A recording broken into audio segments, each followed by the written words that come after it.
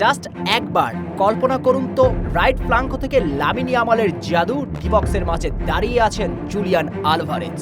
দুর্দান্ত এক ফিনিশিং, এই বার্সাকে এবার পারলে ঠেকা। হ্যাঁ, মেসির পর আবারও আর্জেন্টাইনদের রাজত্ব চলবে কাতালান ক্লাবটিতে। জুলিয়ান আলভারেজের নয়া ঠিকানা হচ্ছে স্বপ্নের ক্লাব বার্সেলোনা।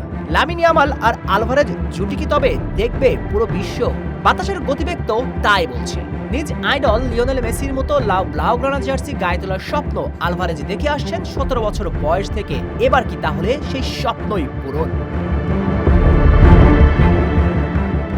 স্পেনের জনপ্রিয় দৈনিক স্পোর্ট বলছে আলভারেজের জন্য চাতক পাখির মতো চেয়ে আছে কাতালোনিয়ারা। যদিও আলভারেজ টু বার্সেলোনার এই স্বপ্নযাত্রার পথে বাধার দেওয়াল হয়ে দাঁড়িয়েছে অ্যাথলেটিকো মাদ্রিদ। স্পাইডারম্যান ক্লাবটির কাছে সোনার হরিণ, তাই কোনোভাবেই তারা আলভারেজকে হারাতে চায় না। বার্সার বিপক্ষে নালিশ পর্যন্ত করেছে। কিন্তু বার্সা ভক্তদের স্বস্তির খবর হচ্ছে আর্জেন্টাইন ফরওয়ার্ড স্পষ্ট করেছেন তিনি বার্সেলোনাতেই থাকতে চান। তাই আইনি জটিলতায় আলভারেজকে ধরে রাখতে চাইলেও জোর করে তো আর প্রেম হয় না। তাই তো শেষ পর্যন্ত আলভারেজের ইচ্ছের বিরুদ্ধে তাকে হয়তো ধরে রাখতে পারবে না স্পেনের লাল সাদারা।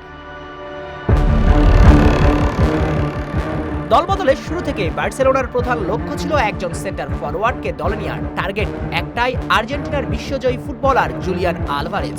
আর লক্ষ্য পূরণের শেষ মুহূর্ত পর্যন্ত আলভারেজের জন্য অপেক্ষা করছে তারা। ক্লাবটির তরফ থেকে স্পষ্ট জানানো হয়েছে আলভারেজকে না পেলে অন্য কাউকে তারা দলে ফেরাবে না আসন্ন মৌসুমে।